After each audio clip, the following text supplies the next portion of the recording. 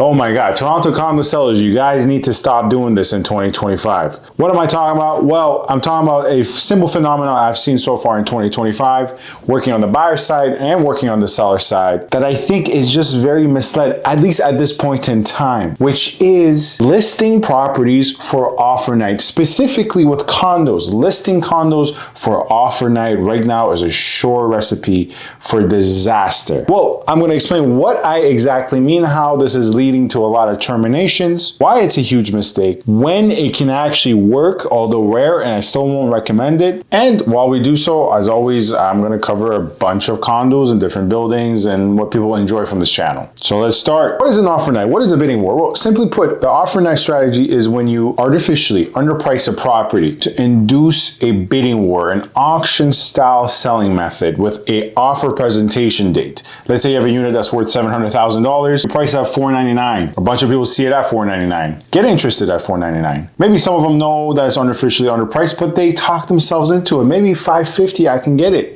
And then it becomes an offer night, an auction style bidding strategy. Multiple buyers bidding on the same property, bidding on the same unit, driving the prices up, removing protections and conditions in favor of the buyer to the benefit of the seller. Well, that is the offer night bidding strategy. And guess what? That works to great effect in a hot or even moderate market. And even today's down Toronto real estate market, for certain freehold properties, semis, detached townhomes in York region, in certain areas of Toronto, it's actually still working for houses and homes and lands, but for condos, it's failing tragically. And how do I know this? Well, I see this on the ground working with buyers and sellers. Now, where I work with buyers, and oftentimes when you work with buyers, you actually have a better understanding of the market because we're showing listings every single day. I have buyers for upwards of $3 million condos down to $500,000 condos, from downtown to North York to Peel to Durham and everything else in between. And when I'm reviewing the market for what's coming and going for my buyers, a lot of listings for offer night are coming and going. 8 times, 9 times even out of 10, they're failing. Let's take a look at a couple of examples. So here we have a list of properties, condos, just in the last couple of months that have attempted an offer night in Toronto and have failed. And this is not all of them. There's much more and many more out there. For example, you have this unit as an example in 1926 Lakeshore Boulevard, a 1+1 2-wash, 600 to 699 square feet. It was listed for $599 for an offer night. They expected something higher. How do we know this? Well, at $599, it didn't sell. No, they probably got 0 offers. And now it's on market for $669,000, the same exact unit. Now, I'm not a fan of 1926 Lakeshore, the Marabella condos. Not a fan at all. One of the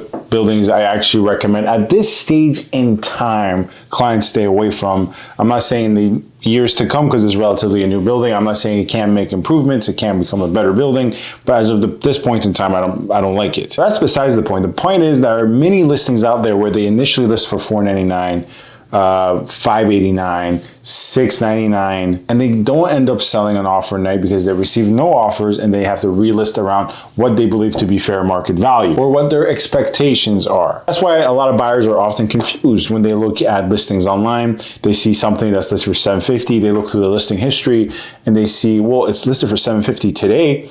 Previously, it was listed for, let's say, $699. Why is that the case? Why are they increasing price in the down market? Well, this is exactly what is happening. Offer night listings are failing. Sellers have no choice but to go relist. Before I explain why this strategy is happening today, why it's a mistake for sellers, it should be obvious thus far why it's a mistake, but to flesh it out a bit more, and what other alternative strategies are available to sellers, alternative strategies that I'm employing with my sellers and listings. Let's take a look at another couple of examples. Here's another example, for instance. We have 470 Front Street, the Well, the brand new Well building, 1907, listed for $824,000, a 1+1 with 2 washrooms. You know, it's around 630 square feet. It's brand new, the Well, more narrow layout. At least Tridel doesn't build those walk-through, bedrooms or those sliding door bedrooms for the primary bedroom. So you can always expect at least the bare minimum from Tridel, which is more than what you can say for other builders. But when it was terminated, this listing was terminated, it was listed at $824,000.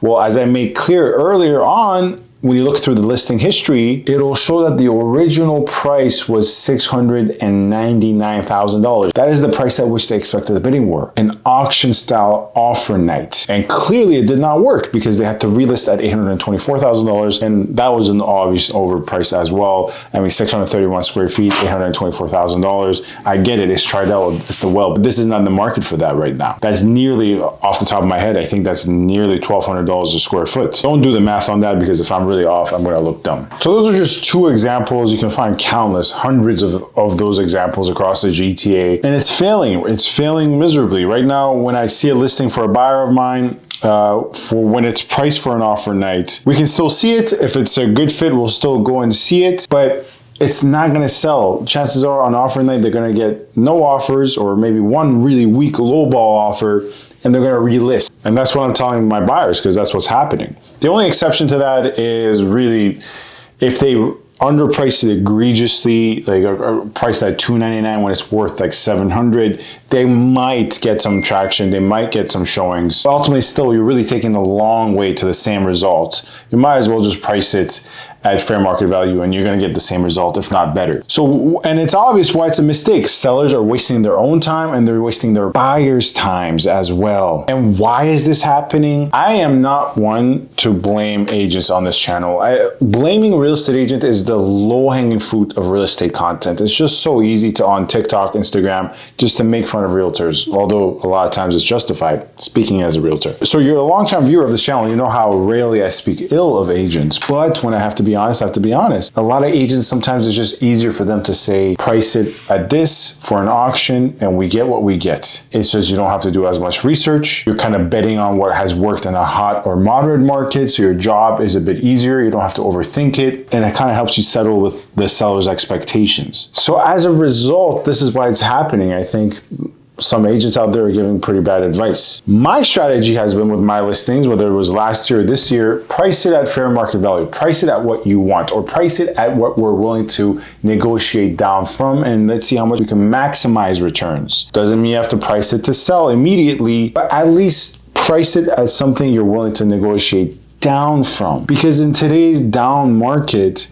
this offer night bidding strategy where buyers have all the leverage is not working. Buyers have the leverage. That is the reality of the market.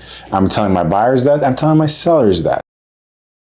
And that's what we have to work with. That doesn't mean as a seller, we just fold our hands and we resign. We do our best. We stage it. We photograph it. We get what we deserve in today's market. We push for what we deserve. This offer night, this underpricing thing is not working, and it's just going to waste your time. Let me know if you have any further questions. Let me know if this all makes sense to you in the comments. As always, I am a full-time Toronto realtor. Feel free to get in touch with me with any buying, selling, leasing inquiries. My contact information is in the description box. Easier than ever to book a call. Thank you very much for watching. Stay safe and stay tuned. Thank you.